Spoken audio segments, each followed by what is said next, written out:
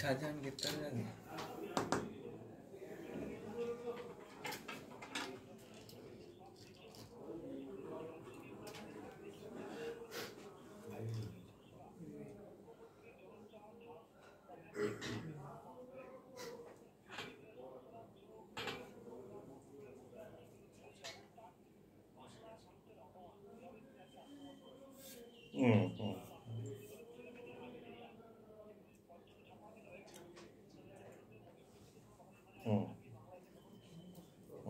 ঠিক ঠিক চুপ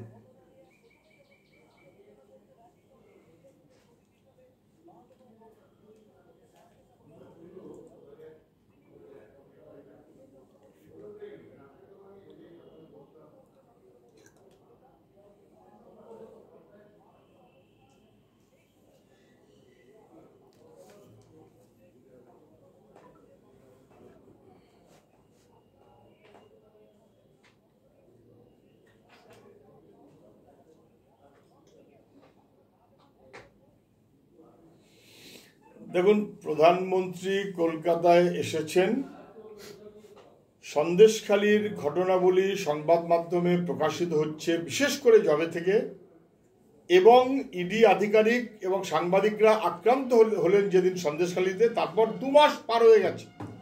ওনার ইডির আধিকারিকরা মার খেয়ে যাওয়ার 2 মাসের মধ্যে প্রধানমন্ত্রীর সন্দেশখালির নাম উল্লেখ করার সাহস দেখাননি, শাহজাহান কোনো শব্দ উচ্চারণ করতে পারেননি। আজকে 2 মাস পর যখন মানুষের জনরোষে রাজ্যের সরকার বাধ্য হয়েছে গ্রেপ্তার করতে, মানুষ যখন ফুঁসছে, সরকার যখন বাধ্য হচ্ছে, 2 মাস পর আজকে প্রধানমন্ত্রীর মনে হয়েছে, এবং সে কি বললেন, উনি লজ্জাবোধ করছেন বাংলার মানুষ নাকি অসম্মানিত হয়েছে বামেদের জন্য, কেন বামেরা কিছু বলেনি।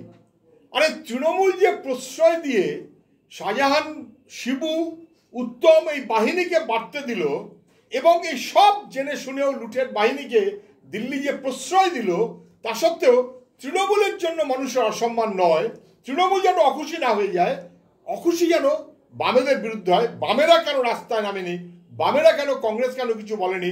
আমি বলি, উনি জানেন নিরাপদ সর্দার ওর নাম, প্রাক্তন বিধায়ক, ক্ষেত মজুরদের নেতা, সন্দেশখালীর মানুষ, বাড়ি ছাড়া হয়েছেন একবার না একাধিকবার। পুলিশ গ্রেপ্তার করেছে কিন্তু নিরাপদ সর্দারকে মিথ্যা বেআইনিভাবে। নিরাপদ সর্দাররা, এটা জনরোষ, মানুষের লড়াই, নিরাপদ সর্দাররা সামনে থেকেছেন, এটা ওনার না জানা থাকলে জেনে রাখা ভালো।